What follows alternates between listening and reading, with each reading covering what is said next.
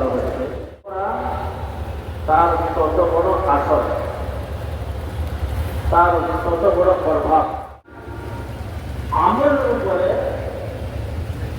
প্রভাবিত করবে মানুষের অন্তর। হযরত মাওলানা রশিদ আহমদ গঙ্গুহি রহমতুল্লাহ আলাইহি, হযরত মাওলানা আশরাফ আলী থানভী রহমতুল্লাহ আলাইহি, হযরত মাওলানা আতিক নানভী রহমতুল্লাহ আলাইহি, ইনারা উলুমের বাহার ছিলেন।